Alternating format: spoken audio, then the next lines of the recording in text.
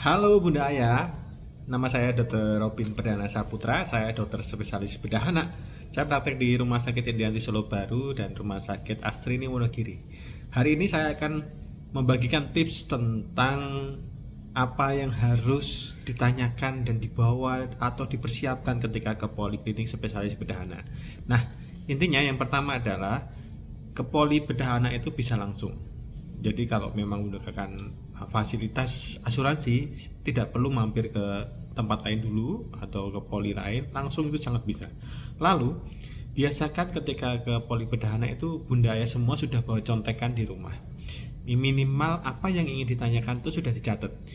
Nah, kenapa harus gitu? Karena mumpung ketemu silakan bertanya sepuasnya. Tidak perlu malu, tidak perlu takut ya.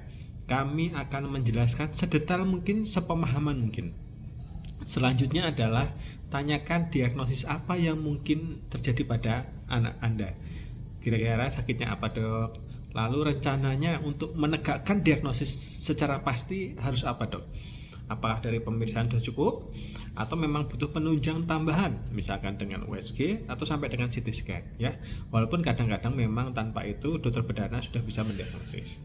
Lalu yang paling penting adalah ditanyakan juga adalah kapan atau bagaimana persiapan untuk operasinya. Selanjutnya prosedurnya apa aja, Dok, gitu.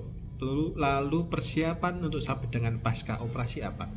Namun sebaiknya pertanyaan yang terakhir ini ditanyakan ketika sudah tegak diagnosisnya ya, jangan di awal-awal, karena kalau di awal-awal belum tegak nanti terlalu membingungkan karena belum pasti gitu ya.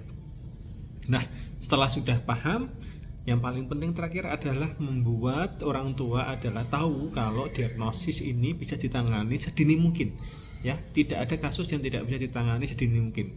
Mindsetnya yang harus dirubah adalah operasi sedini mungkin itu justru lebih baik, penyembuhannya lebih baik dan membuat anak tidak trauma.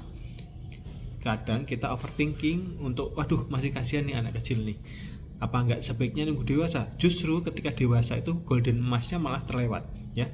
Period emasnya ketika dia harusnya sudah bisa sembuh di kecil malah terganggu waktu fase-fase emas untuk sekolah, waktu fase-fase yang harusnya penyembuhannya minimal jadi memperpanjang ya. Kadang bahkan kasus-kasus tertentu saya pernah nge-share memang sebaiknya dilakukan sebelum usia 2 tahun. Ada beberapa kasus yang sebelum balita sebaiknya dilakukan tindakan. Nah, dan saya tidak jarang nanti membagi konten. Jadi nanti saya akan menunjukkan, Bu, kasusnya seperti ini, sebaiknya ini. Nanti kalau bingung, Ibu lihat konten yang ini. Karena saya yakin kadang orang tua baru pertama mendengar kasusnya. Karena memang kasusnya banyak, tapi belum banyak ilmu pengetahuan atau sharing konten yang dicari itu agak sulit gitu. Akhirnya saya membuat konten. Jadi nanti kalau orang tuanya lupa, bisa lihat di Instagram saya @bedah_anak atau di TikTok saya dokter.bedah.anak atau dokter bedah anak gitu ya. Semoga bermanfaat, sehat selalu semuanya. Jangan lupa follow, like dan repost konten-konten saya jika bermanfaat dan bagikan untuk orang tua yang lain ya. Sehat selalu Bunda.